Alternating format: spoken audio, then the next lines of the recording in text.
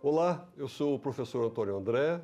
Eu sou a professora Juliana. Nós estamos juntos aqui para falar sobre o casamento entre a estratégia e a liderança. A estratégia e a liderança, elas precisam andar juntas, porque a estratégia é o que a empresa vai fazer. E as pessoas, elas é que vão realizar tudo aquilo que foi planejado na estratégia. Não é isso, professora Juliana? Exato. Então, a estratégia é aquela que começa a ter as ideias e a liderança em si é quem vai executar o que foi planejado pela estratégia.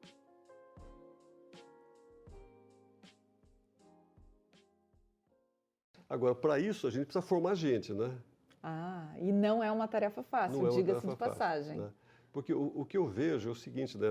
Sou conselheiro de algumas empresas e eu vejo que muitas vezes as empresas simplesmente contratam a pessoa e colocam a pessoa para sentar lá na mesa dela, esperando que ela saia fazendo. Não é assim que acontece? É quase como aquele filme, A Espera de um Milagre.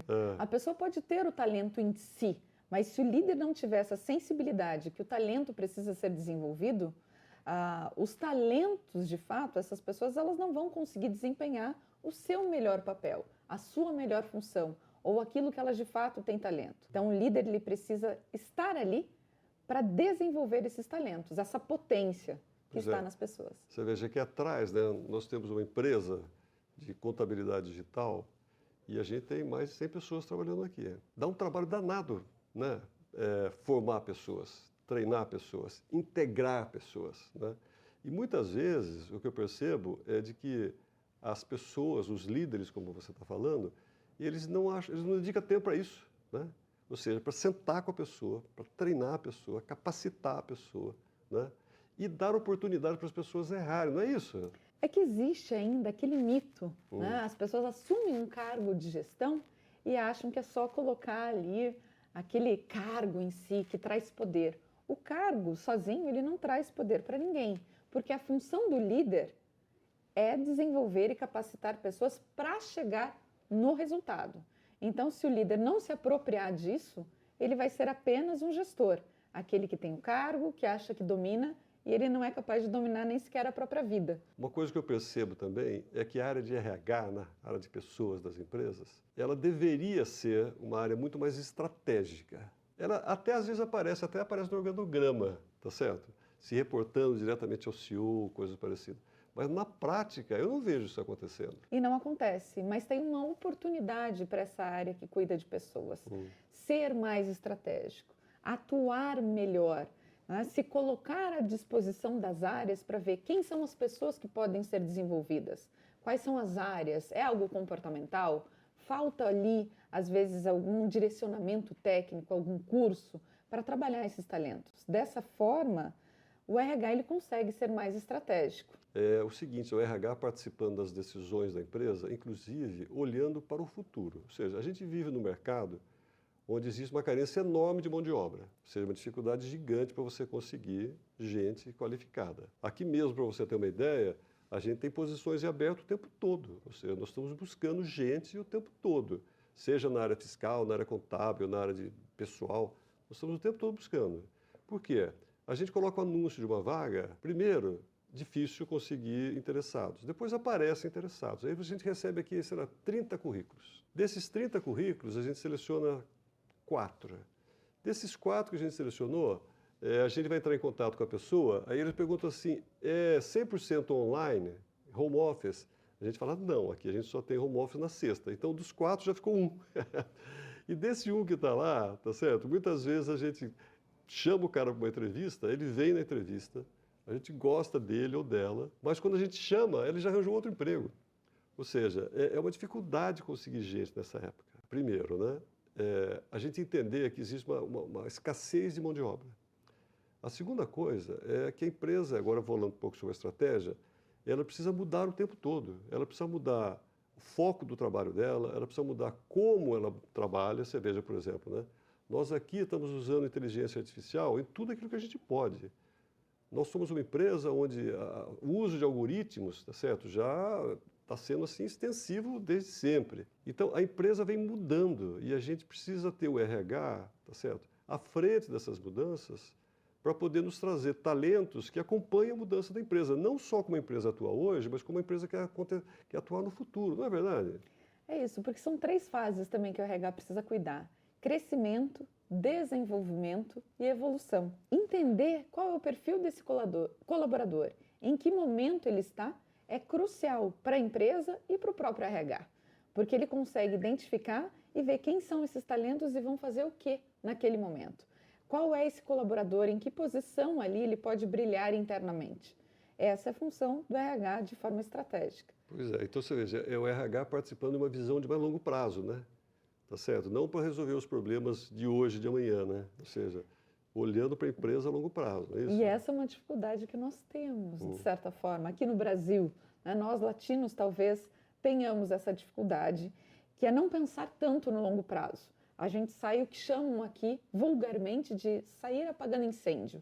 Mas não basta apagar incêndio, a gente precisa pensar no futuro. Essa é a visão de longo prazo que nós precisamos aprender a fazer. Pois é, uma das dificuldades que as pessoas encontram é de se achar dentro da empresa, né? Como é que você vive isso com os seus mentorados aí? É porque a gente vive uma fantasia de que é preciso separar o lado pessoal do lado profissional. E na teoria isso é maravilhoso, mas na prática isso não funciona. Não existe um botão liga e desliga para a pessoa falar assim, olha, agora você vai deixar de ser pessoalmente quem você é, porque você vai atuar só na questão profissional. E esses ruídos internos, eles acabam acontecendo e interferem no resultado e na produtividade daquela pessoa, em ela exercer a liderança de si dentro da empresa e também na vida pessoal. Ou seja, ela não é, em sua essência, nem a pessoa que ela é de fato em casa, porque ela está lá vivendo a questão profissional, e no trabalho ela também não é, porque parece que não existe o espaço para ela ser em essência. E ainda mais a gente falando de redes sociais, onde a aparência conta muito. Então, o que costuma acontecer numa mentoria, o que as pessoas precisam buscar, é esse acoplar da essência, que é essa aceitação do eu pessoal, o eu profissional e como essas camadas todas interferem nessa questão dessa participação pessoal e profissional. Então, quando a pessoa tem essa coerência, eu faço aquilo que eu gosto, aquilo que eu nasci para fazer e eu me encontrei, existe uma maior probabilidade dessa pessoa dar certo em qualquer empresa que ela estiver, porque ela não está atuando, ela está sendo simplesmente quem ela é. Isso é liderar a si mesmo, que é o primeiro passo antes de eu poder liderar outros. Você mesmo atende pessoas, eu acho que você tem entre os seus mentorados lá e mentoradas, eu acho que você tem uma parcela significativa de mulheres, não é isso? Tenho, e isso acontece por uma questão curiosa, e eu quero até te rebater daqui a pouco uma outra questão. É interessante porque as mulheres hoje, elas representam 59% de pessoas, de mulheres na universidade. E ainda assim, elas não assumem tanto o cargo de liderança. Então é interessante que essa pergunta que você trouxe é que apesar das mulheres representarem hoje 59% nas universidades, elas não têm essa mesma representatividade na liderança. E não é por falta de competência, elas têm competência técnica, têm as competências comportamentais, mas elas enfrentam aí algum desafio. E eu quero trazer e rebater, você que é conselheiro de empresa, como você vê isso nas empresas? Você sabe que, olha, essa pergunta sua é boa porque várias das empresas onde eu atuo como conselheiro são empresas familiares. E uma coisa muito curiosa a observar é o seguinte, é de que a gente tem uma cultura aqui no Brasil, não só no Brasil, mas aqui em particular, de que é mais ou menos o seguinte, né? As mulheres, elas não são escolhidas para serem as sucessoras, se é que tem alguma outra possibilidade. Por exemplo, é comum que o filho, né, venha a ser o sucessor, ainda que a mulher seja mais competente, seja mais preparada. Muitas situações acontecem onde o primo, sabe assim, é que vira o CEO da empresa e não a filha. Por quê? Porque nessa cultura meio machista ainda, né? É quase que a ideia da sucessão como acontecia na época dos reinados, né? Ou seja, é o primogênito, o homem primogênito, né, que assume a empresa, que é uma cultura completamente ultrapassada, né? Ou seja, essa dissonância que existe entre entender que na empresa o que vale é o racional, é o que vale é a competência profissional. Na mesa do almoço de domingo, o que vale é o afeto, né? Ou seja, saber separar essas coisas. Então, de um modo geral, eu sinto ainda que as mulheres ainda encontram resistências para assumir posições de mais alto destaque das empresas. Mas ainda é uma questão machista, né? Eu acho que isso está mudando, mas está demorando para mudar, você não acha? Olha, é uma questão até do século passado Pois que a é. gente está vivendo agora. Então, é um anacronismo. Né? Se as empresas falam de dados, de fatos, de preparo, de competência, por que a gente não utiliza essa competência em pró da própria empresa? E essa resistência que eu vejo das mulheres serem reconhecidas nesse cargo de liderança. E o que a gente está vendo aqui ser totalmente uma bobagem, porque é algo retrógrado de uma cultura ainda patriarcal. Então, e até uma incoerência para a própria empresa. Se fala de números, de KPIs, e se as mulheres têm essa competência, por que assim ser recusado? Não contraria a lógica? Qual a sua opinião a respeito?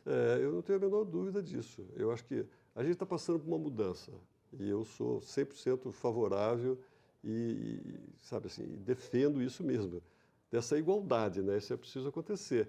Mas eu queria te fazer uma pergunta. Você, por exemplo, faz workshops, né, em empresas. Eu sei que você, há pouco tempo atrás, fez um workshop numa grande empresa, fabricante de autopeças e tal. E que quando você esteve fazendo esse workshop lá, você certamente travou contato muito direto com o time.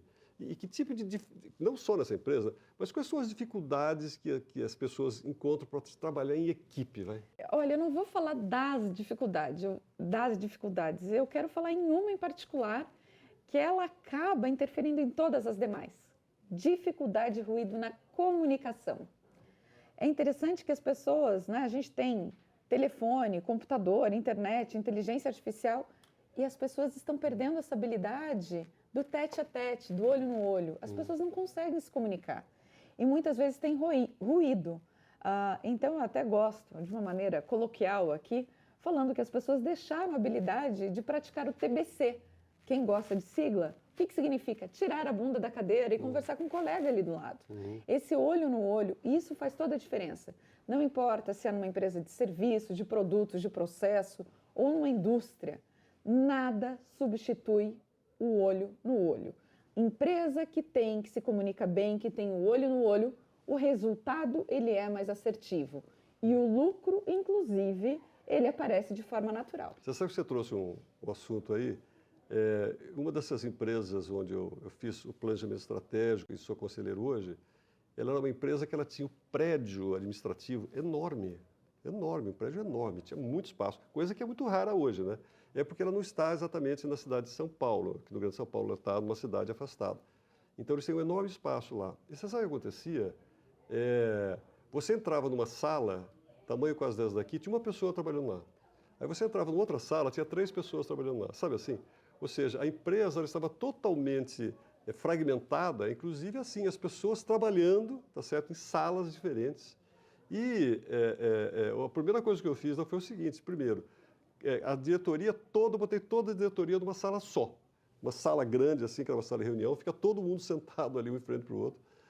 E aí, ou seja, com isso, para melhorar a comunicação entre o nível de diretores, tá certo? Depois, a equipe de vendas, tá certo? Ficou todo mundo numa sala só. Ou seja, a gente botar as pessoas juntas para que as pessoas possam interagir, possam trocar, como você está dizendo, né? Olho no olho. Resposta rápida, né? Olha, eu estou com clientes aqui falando sobre tal produto, né? Aí o cara, não, deixa eu já checar aqui, ele já está vendo no estoque, se tem, se está para chegar, né? Está acessando o sistema.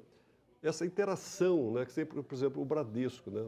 O Bradesco lá na Cidade de Deus, eles têm lá uma sala enorme, onde toda a diretoria do Bradesco está reunida num lugar só. Exatamente para poder fazer esse tete a tete, como você falou, aí, né? Esse olho no olho, tá certo? Você trouxe uma instituição bancária como exemplo. E até recentemente a gente viu aqui uma certa polêmica de uma instituição bancária convocando todas as pessoas que estavam em home office para que voltassem ao escritório. Claro que a gente fala de home office, é uma tendência. Mas algumas empresas estão fazendo um movimento contrário agora, não porque elas estão querendo uma volta ao passado, mas porque isso começou a interferir no resultado. Então, essa volta, muitas vezes, ao presencial, não é uma tentativa de ficar uma empresa talvez ultrapassada. Não, não é isso. Mas de trazer de volta essa comunicação do pessoal, porque nada substitui esse olho no olho. E as pessoas, quando estão ali trabalhando juntas, elas têm a oportunidade de conversar também num horário de almoço ou etc. As empresas começaram a perceber isso, o impacto no resultado. Então, o problema não é o home office em si, mas como as pessoas podem se comunicar apesar do home office. porque esse desafio da comunicação aumenta. Dando aula lá na FGV, muitas vezes eu pergunto assim para os meus alunos, né? Na sala que tem 50 alunos. Quem aqui de vocês participou de uma reunião recentemente e você se perguntou o seguinte: o que eu estou fazendo aqui? Quando eu pergunto isso numa sala de 50 alunos, para você ter uma ideia, a imensa maioria levanta a mão, né? Ou seja, eles tiveram uma reunião recentemente onde eles não tinham a menor ideia por que eles estavam sentados fazendo aquela reunião, né? Então você veja, uma característica que eu vejo e eu digo para eles é o seguinte: uma reunião sem objetivo significa chefe ruim. Chefe que está lá enchendo linguiça. Ele está colocando as pessoas para sentar numa sala para mostrar que ele está trabalhando, né? Mas, na realidade, existe uma enorme falta de objetividade nessas reuniões. Então, uma coisa que, por exemplo, que eu faço sempre, que nem, por exemplo, vou ter 2 reuniões, agora amanhã, terça-feira. A primeira reunião, eu já mandei a pauta da reunião. Já na semana passada, já tinha a pauta dessa reunião que ia acontecer amanhã às 9 da manhã. E depois vou ter uma outra reunião grande também de conselho, que vai acontecer às 14 horas. Eu já mandei a pauta, tudo que vai ser discutido naquela reunião. Não é verdade? E o que a gente quer concluir, como a gente quer concluir aquela reunião, né? Então, falta de objetividade nas reuniões, né? Você acha que isso é um problema comum? Você vive isso também? O que você me fala sobre isso? Olha, que bom ouvir isso de você, que é o estrategista aí, né? Então, a estratégia você já trazer antes a pauta, o que vai ser discutido.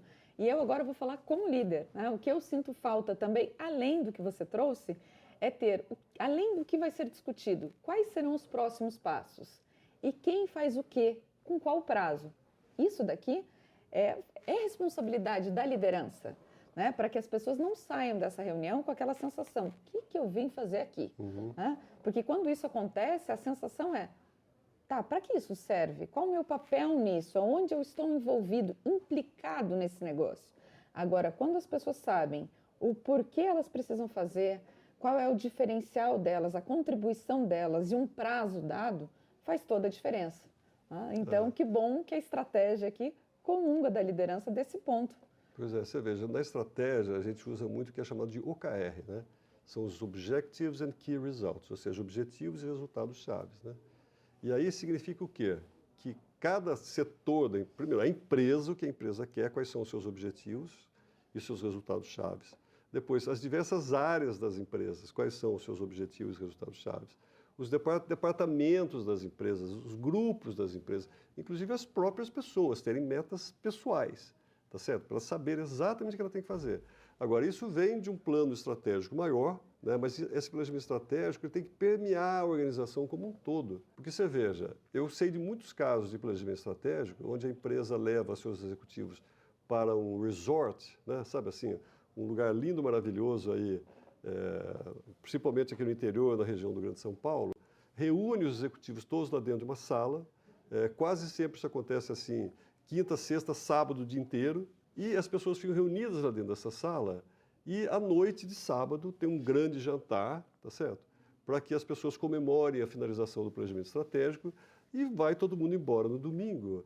E aí cada um chega na segunda-feira lá e vai continuar a sua vida normal, achando que aquilo que eles combinaram durante 3 dias naquela sala lá no resort já foi o planejamento estratégico, entendeu? E que isso está pronto, acabou, não precisa fazer mais nada. O planejamento estratégico ele tem que permear a organização como um todo. E não é só permear a organização como um todo. Muitas vezes o planejamento estratégico é feito envolvendo a alta administração da empresa, mas eles não envolvem o operacional. Ou seja, eles quando fazem o planejamento, eles não perguntam para o pessoal que vai operacionalizar aquilo. E a hora que aquelas coisas caem no colo de quem vai operacionalizar, essas pessoas falam assim: mas de onde é que esses caras tiraram essa ideia? Tá certo? Não conversaram com a gente aqui. Então, um planejamento estratégico bem conduzido, ele flui, tá certo, dos diversos níveis da empresa. O que é o certo? O certo é a alta administração estabelece os objetivos estratégicos.